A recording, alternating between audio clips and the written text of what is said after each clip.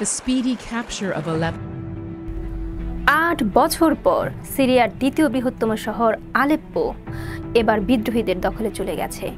২০১৬ সালে সরকারি বাহিনী শহরটি পুনরুদ্ধারের পর এটি ছিল প্রথমবারের মতো বিদ্রোহীদের শহরে প্রবেশ।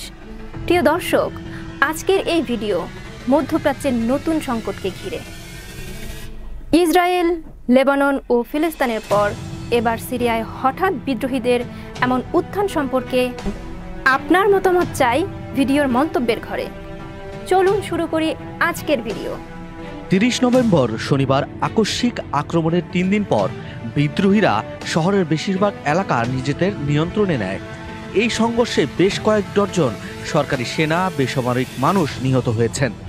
এ লড়াই শুরুর পর থেকে অন্তত ২০ জন বেসামরিক নাগরিক সহ অন্তত ৩০০ জন মারা গেছে বলে জানিয়েছে যুক্তরাজ্য ভিত্তিক SOHR। এদিকে রুশ ও সিরীয় যুদ্ধবিমান রবিবার ইদলিব শহরে হামলা চালিয়েছে। এর ফলে উত্তর সিরিয়ায় বিদ্রোহীদের বিরুদ্ধে আরও একদিন তীব্র বোমাবর্ষণ হল। সিরিয়ায় রুশ বিমান হামলায় বিদ্রোহী গোষ্ঠীর প্রধান আবু মোহাম্মদ আল জুলানি নিহত হয়েছেন বলে ইরানি সংবাদ মাধ্যমের খবরে দাবি করা হয়েছে। সিরিয়ায় সিভিল ডিফেন্স জানিয়েছে, বিদ্রোহী নিয়ন্ত্রিত ইদলিবে সিরিয়া ও রাশিয়ার বিমান হামলায় ৪ জন বেসামরিক নিহত হয়েছেন এবং ৬ জন আহত হয়েছেন। সিরিয়ার সংবাদ মাধ্যম আল ওয়াতান জানিয়েছেন, আবু মোহাম্মদ আল জুলানি রুশ বিমান হামলায় লক্ষ্যবস্তু একটি ভবনের ভিতরে ছিলেন, তবে তার মৃত্যুর বিষয়টি এখনও নিশ্চিত হওয়া যায়নি।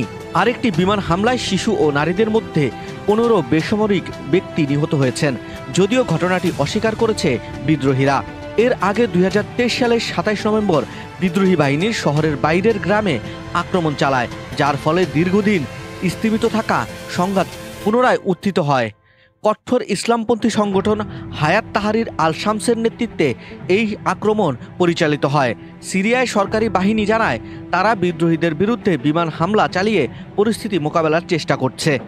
এদিন বিদ্রোহী যোদ্ধারা আলেপ্পো শহরের কেন্দ্রে সিরিয়ার সরকারি বিরোধী পতাকা উত্তোলন করেছে এবং আল্লাহু আকবার স্লোগান দিচ্ছে।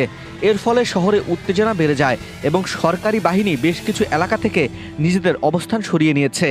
সিরিয়ার সরকার জানায়, তারা বিদ্রোহীদের মোকাবেলা করতে শহরের বিভিন্ন পয়েন্টে সামরিক শক্তি বাড়িয়েছে।